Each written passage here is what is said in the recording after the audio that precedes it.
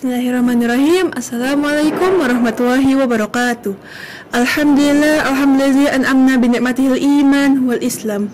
Wassalatu wassalamu ala asrafil anbiya'i wal mursalin sayyidina wa maulana Muhammad wa ala alihi wa ashabihi ajma'in. Ashhadu an la ilaha illallah rabbul alamin wa ashhadu anna Muhammadar Rasulullah, amma ba'd. Halo Sobat KTV, perkenalkan nama saya Naura Kalsamutakin. Hari ini saya akan sharing kepada kalian mengenai salah satu kitab yang saya pelajari, yakni kitab Maqasid Shaum karya Syekh Izz bin Abdissalam. Kitab ini sangat membuat saya takjub karena banyak sekali informasi-informasi baru yang saya dapati dari kitab ini, seperti apa saja hal yang harus kita lakukan saat kita puasa, apa yang makruh, apa yang haram di saat kita puasa dan bulannya.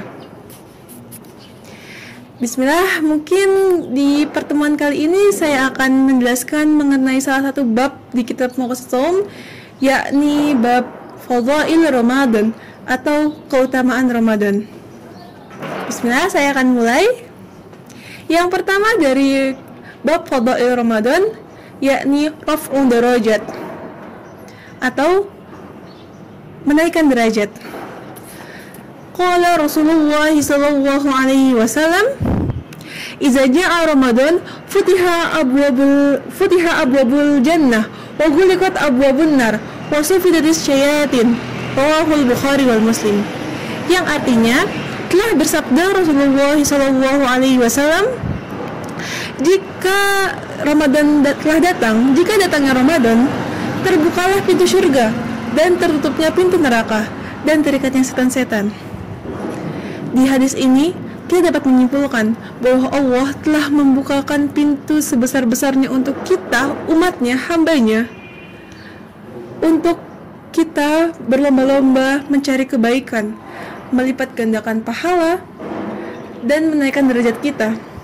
Dengan cara Allah menutup pintu surga, menutup pintu neraka, mengikat setan-setan, melipat gandakan pahala, dan banyak lagi hal-hal yang telah Allah lakukan untuk kita, hambanya, melakukan kebaikan di bulan Ramadan.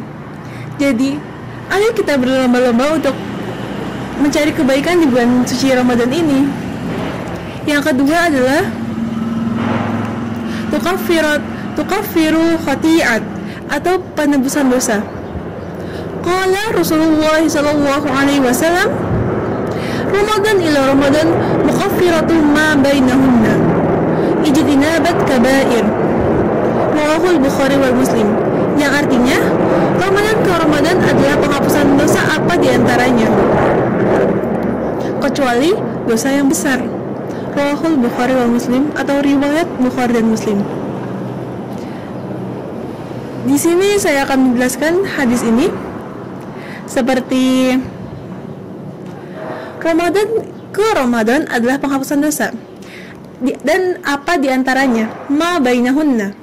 Ma bainahunna ini maknanya apa diantaranya? Jadi kalau misalkan Ramadan tahun ini ke Ramadan tahun depan sekira ada 12 bulan, dan itu Allah akan menghapuskan dosa kita jika kita tidak melakukan dosa besar. Apa sih dosa besar itu?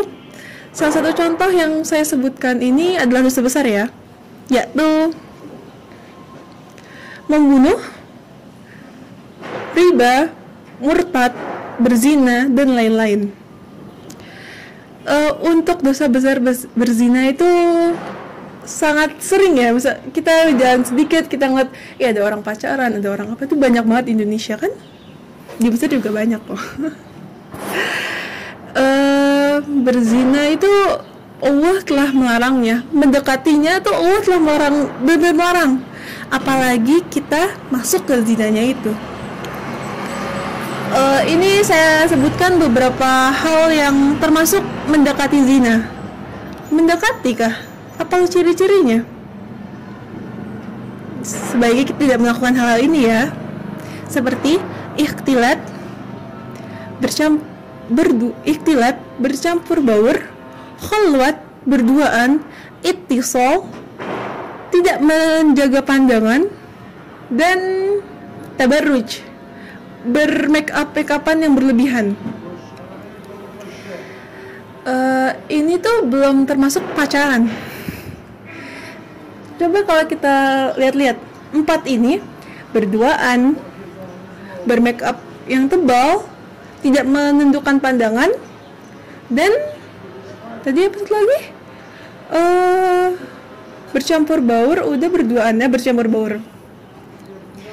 Itu kalau misalkan pacaran, ngambil semuanya nggak sih 4-4-nya? Sebelum kita ketemu pacar kita yang cewek nih, dandan dulu, berlebih-lebihan. Abis itu pas ketemu, kita berduaan. Abis itu kita bercampur baur nih, cewek sama cowok. Kita nggak nunduk pandangan. Sudahlah. Apalagi di bulan Ramadan. Waduh. Semoga yang melakukan mendapatkan hidayah. Amin.